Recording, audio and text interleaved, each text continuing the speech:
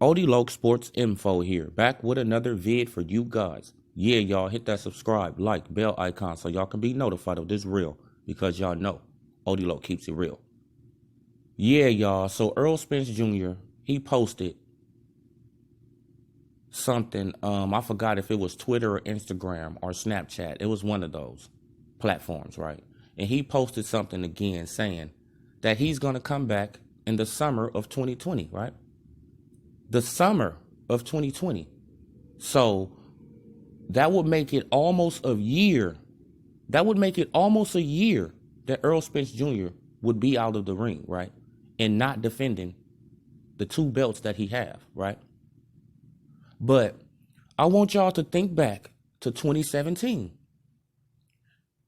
Let's go back. 2017.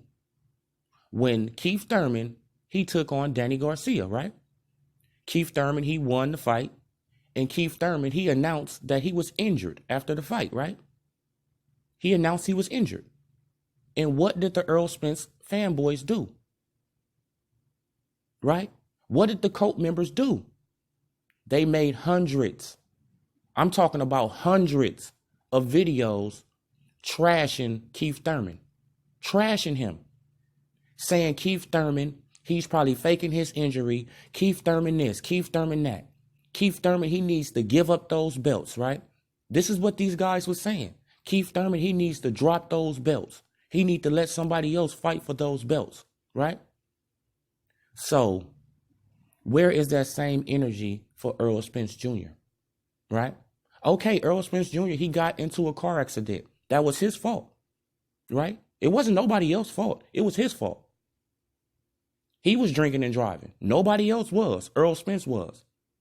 So I don't really feel sorry for him, right? I don't really feel sorry for him. In that regard, I don't really feel sorry for Earl Spence Jr. You was drinking, and driving. Something happened when you was drinking and driving. Hey, cause and effect, right? But the Wildlets, they making an excuse, right? The Earl Spence fanboys, they trying to make an excuse for Earl Spence. Like we supposed to feel sorry for him. No, fair is fair. If Keith Thurman had to drop the WBC belt, right? If he had to drop that belt, so Sean Porter and Danny Garcia, they can fight for it. Why shouldn't Earl Spence have to drop a belt? If he's going to be out of the ring for almost a year. Something that he announced, not us, not me.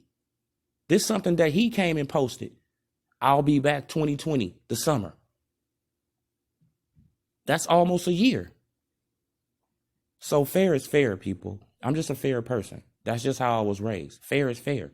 And if Keith Thurman had to give up his belt, right? If he had to vacate his WBC belt, Earl Spence Jr. should have to do the same thing, right? Okay, he got in the car accident. He's probably recovering and all that. But that's his fault. That's his fault. Thank God he's alive. But that's his fault.